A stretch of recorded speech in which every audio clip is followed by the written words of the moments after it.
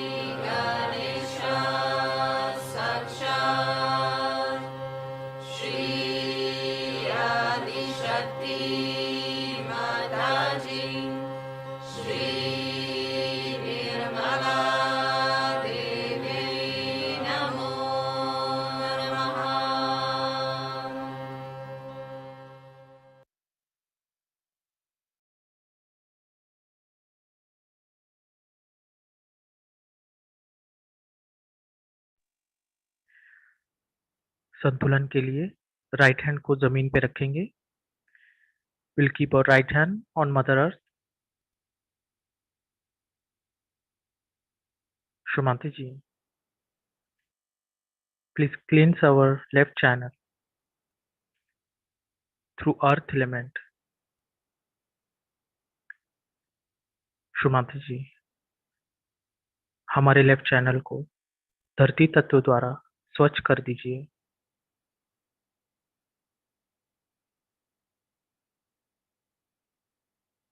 शुमांति ji,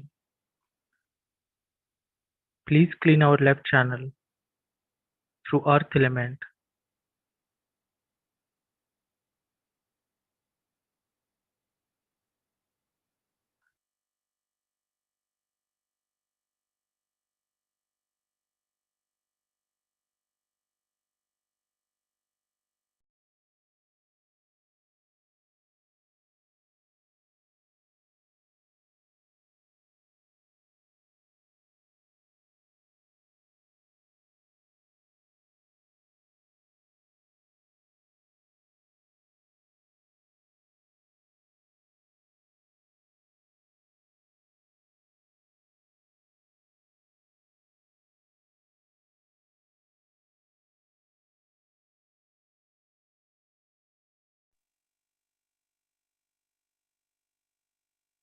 शुमांति ji, please enlighten Shri Mahakali principle on our left channel। Shri Mata ji, हमारे left channel पर श्री महाकाली तत्व जागृत कर दीजिए।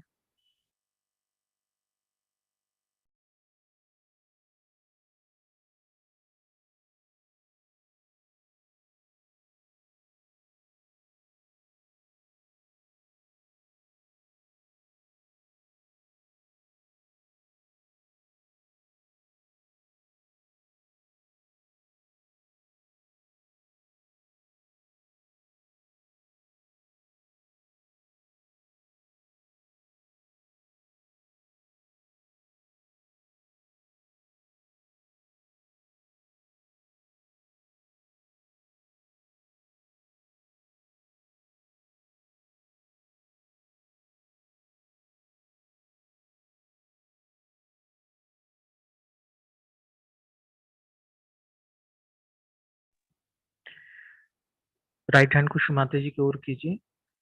Keep your right hand towards Shri Mata ji. Left hand को आकाश की ओर कीजिए। Keep your left hand towards sky. Shri Mata ji, please clean our right channel through sky element and enlighten Shri Mahasaraswati principle on our right channel।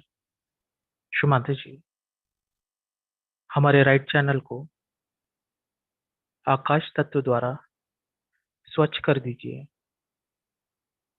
और हमारे राइट चैनल पर श्री महासरस्वती तत्व जागृत कर दीजिए।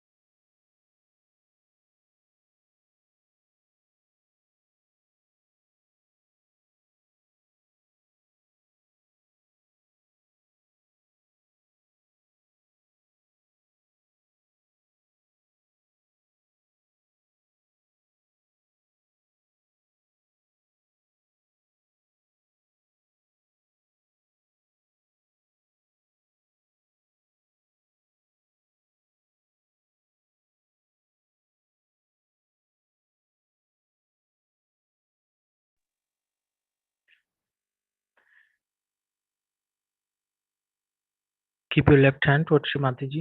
Left hand को श्रीमती जी की ओर करेंगे.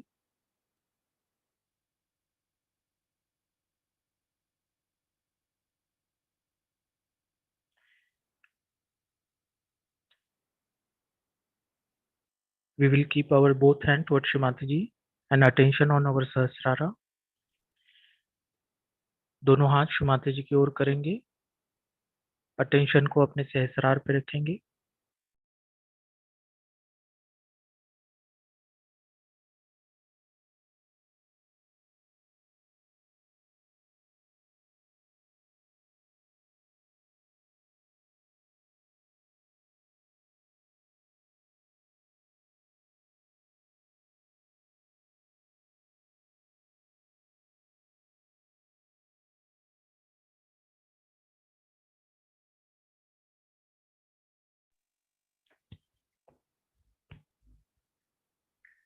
श्रीमती जी, by your grace, give us balanced state, give us thoughtless state of meditation. Shrimati जी, आपकी कृपा से हमें संतुलन प्रदान कीजिए. हमें ध्यान की निर्विचार स्थिति प्रदान कीजिए.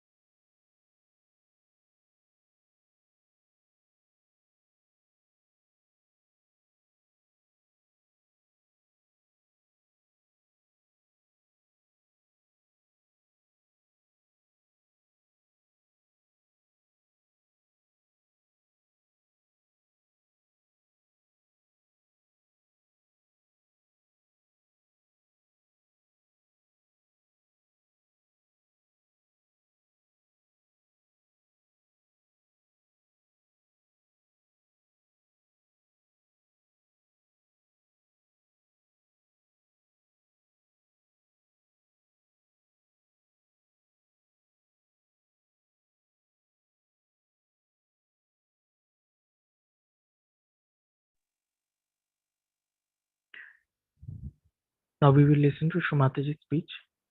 इसी ध्यान की निर्विचार स्थिति में हम श्रीमती जी की अमृतवाणी सुनेंगे.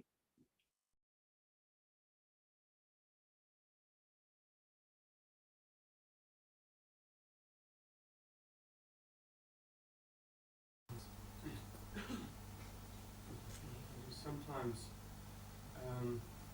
you can feel that you, in yourself, in your centre, you are all right, but you move in circumstances that cause a disharmony in some other part of you. That is the Savikalpa state. That is, you move, you see, though you are in that state of nirvichara, still you move to Savikalpa state, where you again get Vikalpa. But you are after all a realized soul, you see. So they have made three clear-cut things, that you can have Savikalpa Samadhi, you can have Nirvichar Samadhi, and you can have pure Nirvikalpa Samadhi. Now from even that state, you see, you can get to that. And that's what you have to cut out, is to, when you see such a situation where you get involved, then you say, this is not, then come out of it. It's a practice. A little practice can tell you. Like driving, by practice you master it in the same way. I know something is wrong, I know it is wrong, and I know that they are doing wrong, but I just keep quiet, and then they know what was wrong, what was right.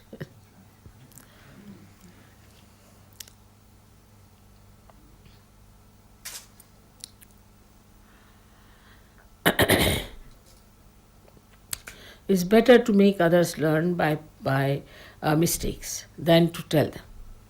No one likes to be told. Then they learn themselves by mistakes. Yes, I've done this mistake, that mistakes. I've ruined my life. Now come along. But if you tell them, they can be very reluctant or could be vindictive also.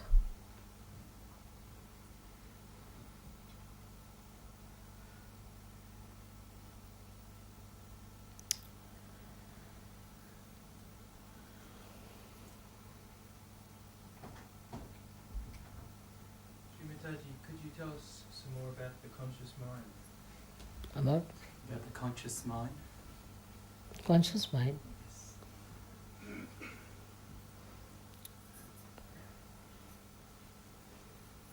What do you want to know about conscious? You see, conscious mind is the mind where you are awake and see things. But there is also unconscious mind behind it. And there is a subconscious mind and there's supraconscious mind. And beyond the supraconscious, there is also collective supraconscious. And beyond the subconscious, there is collective subconscious. There's unconscious mind. The unconscious mind is, in a way, we can say, is the Kundalini. Now, when she enters into your conscious mind, you become enlightened.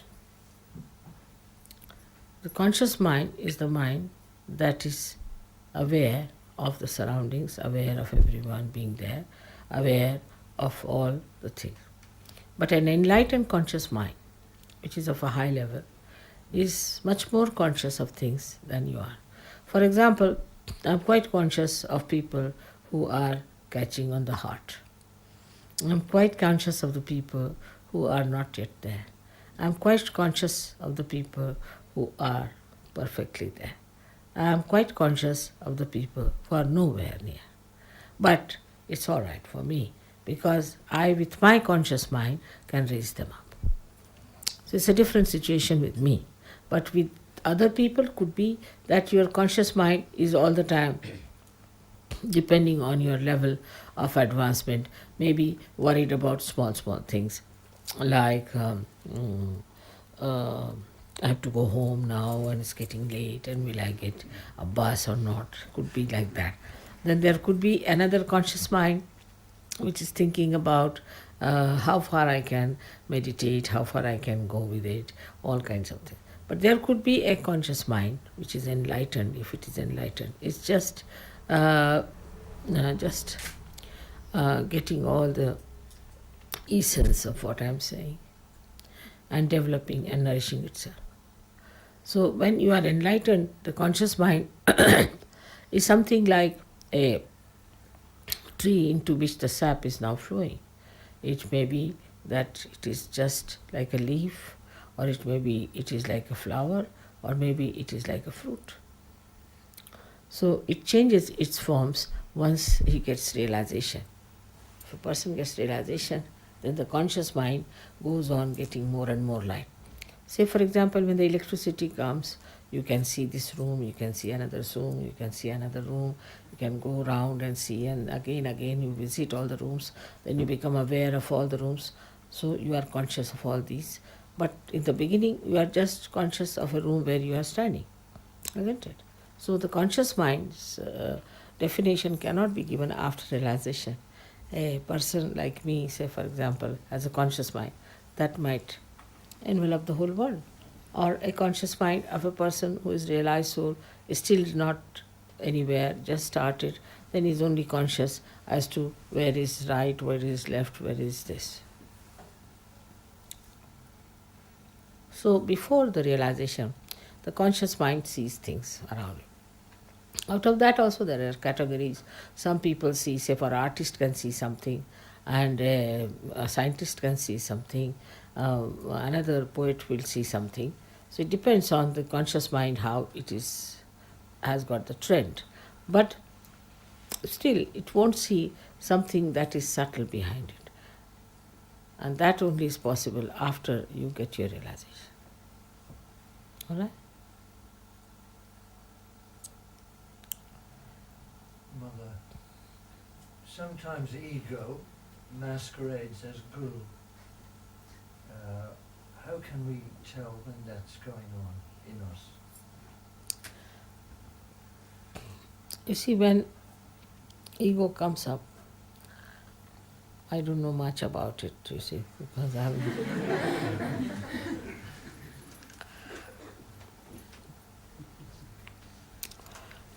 We can say when ego comes up, then a person becomes arbitrary. First thing is he becomes arbitrary.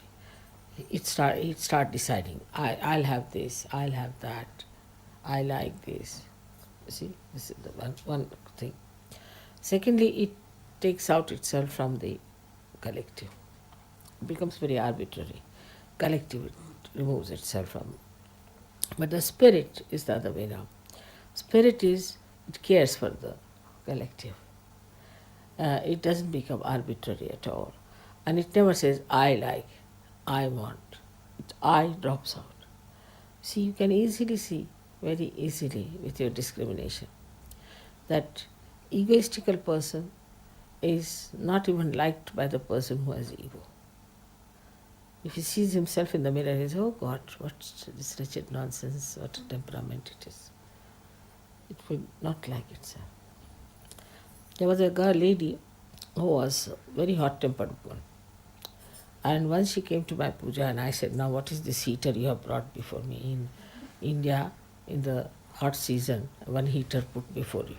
I said, oh God, please remove her, she's like a heater. Nobody understood it, you see. But I said, please remove her. So then they asked her to get down. Mother can't bear you. Then she was very angry. What is this? What's wrong with me? What have I done? After some time, you see, people said that we have nothing. Then nobody would talk to her. She was left alone. And then she was also very unhappy about it because she was left alone. She thought, what's this? Is insulting. Why should they leave me? Then after some time, she realized that there must be something wrong with me. I must find out. There's something nonsensical about it, something filthy on me. I should throw it away. Then she started working it out and seeing herself and all that. And she became a very, very sweet person. But she dare not face me. I was quite afraid. So her daughter came to see me one day. I said, how is your mother? She said, Mother, she's all right. You ask her to come and see me. So she said, I've never felt such joy as I felt that day when you called me. I said, I knew you have improved so much. She came, I had taken a watch for her. She said, Mother, you brought a watch for you? I said, yes, I brought a watch for you. She said, thank God, that filth is gone. Thank God. Fed up of it. That's how when you develop, then that sweetness, the beauty, everything comes up. But you see, the ego is, if you play upon your ego, it adheres to you. You get identified with it and you cannot get rid of it. But I have seen one case which is such a beautiful case. And I was sitting in my room and I could feel with the child when she came in. And I asked her, where is your mother?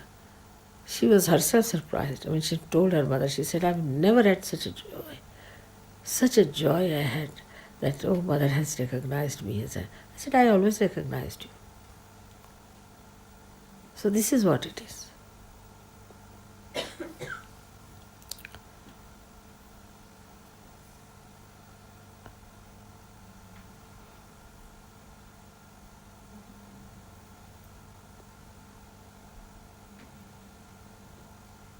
The Sarastra is represented by lotus flower. She said, You'd like to speak up. Okay. Stand up. please. The Sarastra is represented by the lotus flower.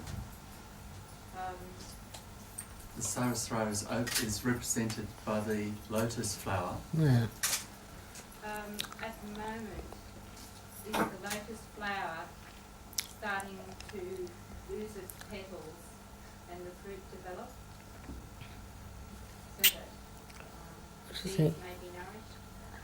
Is it the Sahasrara is represented by the lotus, and is the lotus at the moment? Is the lotus losing its petals, and the fruit developing?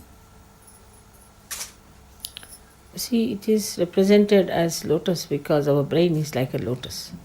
Actually, if you cut it horizontally, you can see as if you have cut the petals. And if you cut it vertically, you can see that around the limbic area, it is just like petals of lotus. But when you are enlightened, what happens?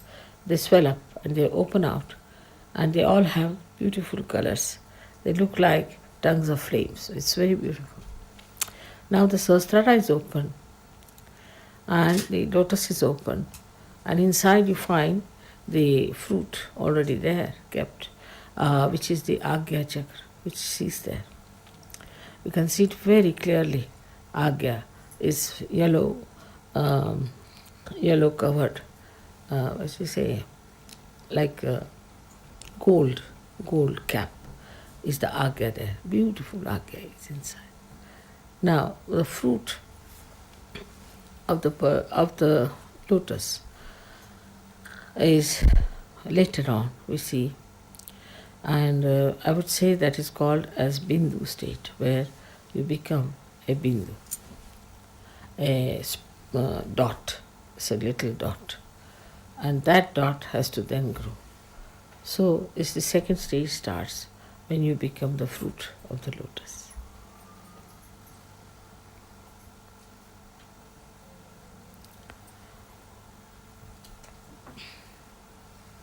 Srimada, could you say something about those higher chakras, about the Sahasrara? What chakra?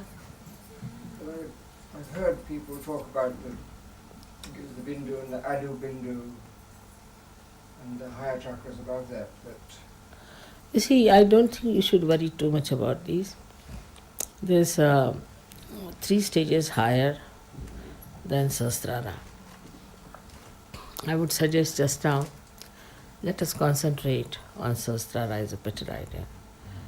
But Bindu, Ardha Bindu and Valaya are the 3 stages in which one has to pass through later on. And you would pass gradually when you develop yourself horizontally. That's what we have started now. So let us keep to this idea that we have to develop ourselves horizontally. We should see how we affect the other person, how we influence the another person. For example, some people, as if they are very egoistical and all that, they may come in contact with you, say, oh, very nice person, charming person, this, that. But actually that person is just very physically maybe attractive, or maybe a little brilliant type of person, but doesn't have anything much in it. But if that person standing next to you changes the mood and temperament of another person, then you can say that this person has a spiritual personality. So let us see how you affect the nature. Flowers. You saw the miracle of the flowers that I performed for you the other day. In the same way, let us see what is the effect of your character on the trees, on your friends, or in the food that you make. Everything changes. It's very beautiful. So we have to see that, how it works out. I have known people who have never known what is poetry is. Suddenly they become poets. Some who were never musicians started singing so well. Like Christine, you know Christine, she never used to sing. She had a horrible voice. And suddenly she started singing like a cuckoo bird. So not only you, but on others, what effect is that? What others feel about you. You see how you are kind, good, and sweet to others, not superficially, but your behavior should change another person, transform another person. Your presence should bring auspiciousness.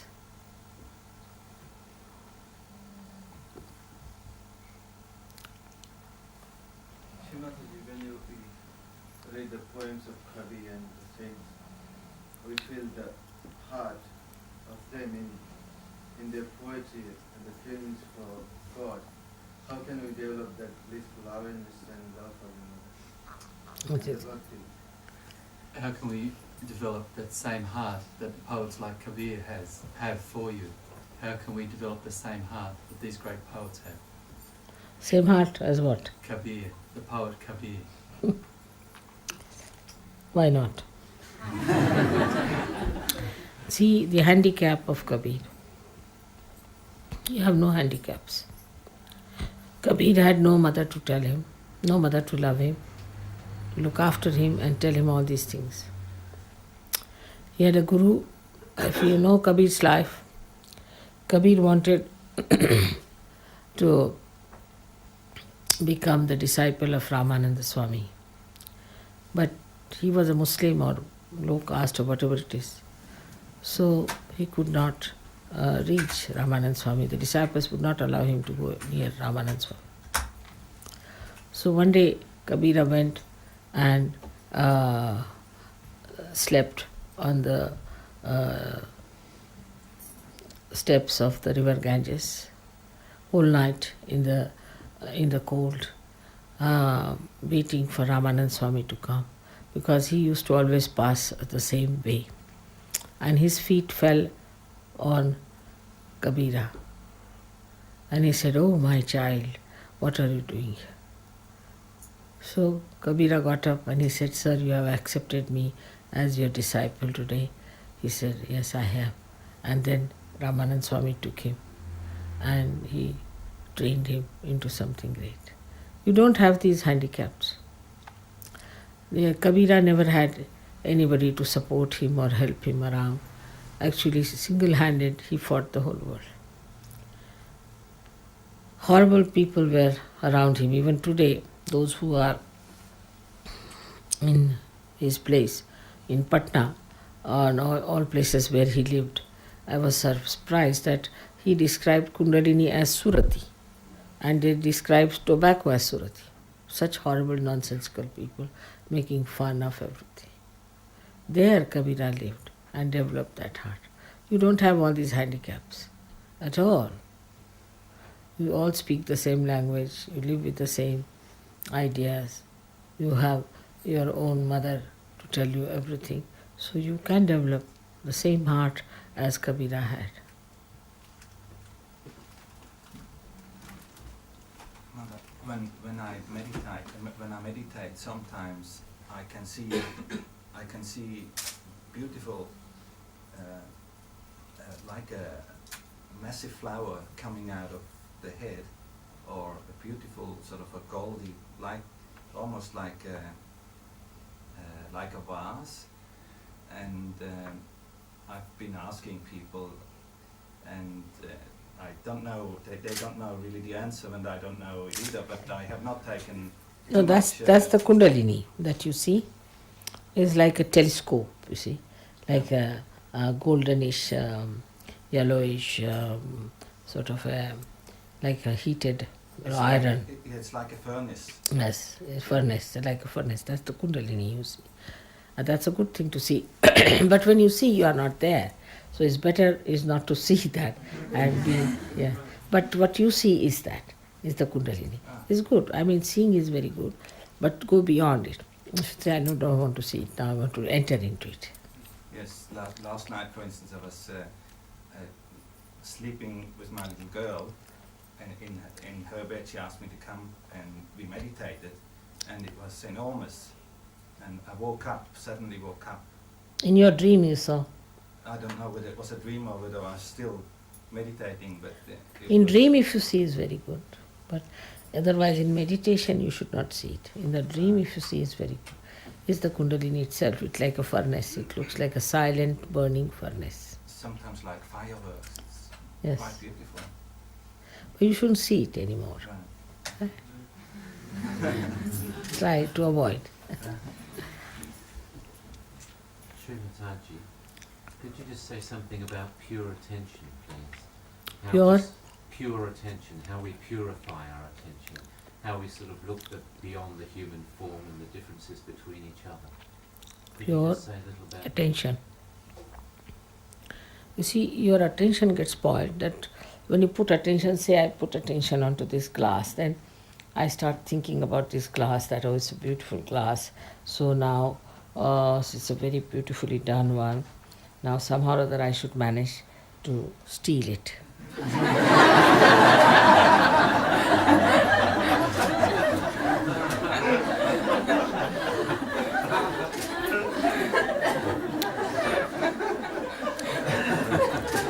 Then attention moves further. How can I manage to steal this? What should I do? What is the best way of stealing it? And all those things. So the attention gaze, you see, into problems and problems. Because I have got for this a greed. I develop a greed. How I developed? Because, you see, supposing I put my attention to it, and then a thought starts from there coming to me, a reaction as such. This gives you a reaction. Then you start seeing a beautiful Ganesha there. Then you say, oh, I have never seen one like this, like that. The thought starts, you see, coming from all this. And that thought comes into my mind and gives me ideas that I should do something like that to steal the glass, all right? Now, the pure attention would be that I just watch this without thinking. Anywhere that your attention goes and you start sort of getting involved into it or getting attached to it, you should try to just watch it without thinking, go into thoughtless awareness. Then you enjoy it the most. Now say for example these carpets are very nice. One thing would be if they belong to me, I would be worried how to insure them, or these people are sitting, that will be spoiled, this, that, all these thoughts will come into mind. Supposing these belong to you, then I'll think how to manage to take them with me somehow.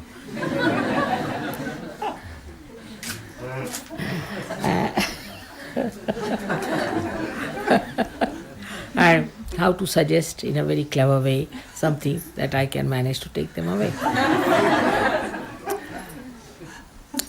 Now, that is quite human and one can do that way. But beyond that, all cleverness and cunning, best is to appreciate. How? By just looking at it without any thought. Artist has created it. He has put all his joy into it. I am just enjoying the joy, just looking at it. So, when you start enjoying the joy, your attention will become pure, very pure.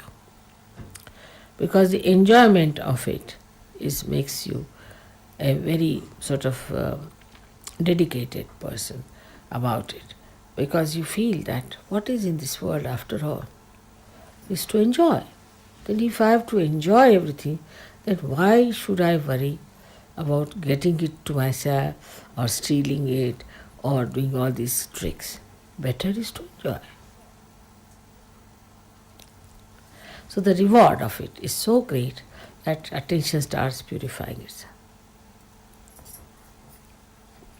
We tend to sort of react to things before we even know that we've reacted. It seems to be such a fast process that we look and we react in a second. It's just yes, like that, in the beginning it is, yeah. Because we are coming from that, you see, style to the other style. But once you settle in this style, then you will just react in this manner, that you will just watch. But it otherwise also works out. I'll tell you a story. They had given me about 16 beautiful crowns. Of course, I couldn't wear them for this Krishna Puja in Switzerland. And all the English were bringing them, smuggling them into England. And all these boxes were kept. So when they reached the custom post asked them, what are all these? They said, all right, you can have a look.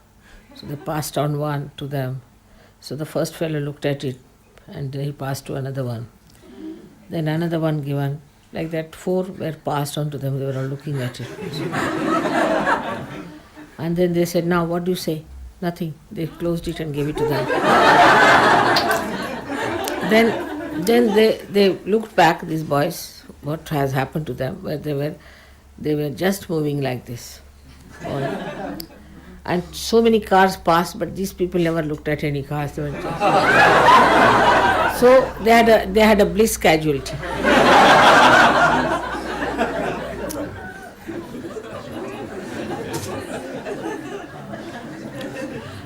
Also, this can happen. Bliss casualty.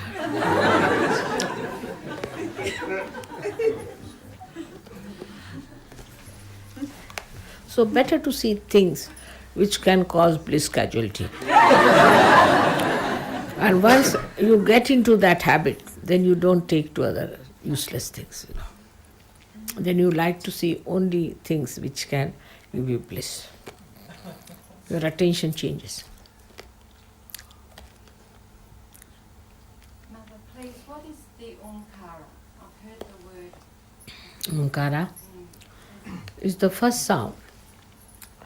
When the Shakti departed from Sadashiva, from the God Almighty, his power, his desire departed, it made the first sound.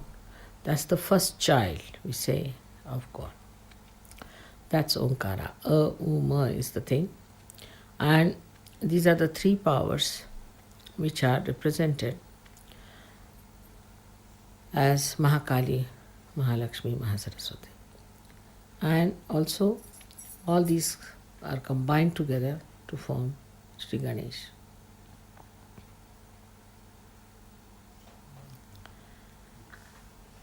Mother, what is your vision for Sahaja Yoga? What is the? Your vision for Sahaja Yoga. What is your vision for Sahaja Yoga? This is the one started already. My vision for Sahaja Yoga is that all the good people, righteous people, God-loving people will rise above all that is useless, worldly, and reside in the heavens with all the blessings of God forever and ever.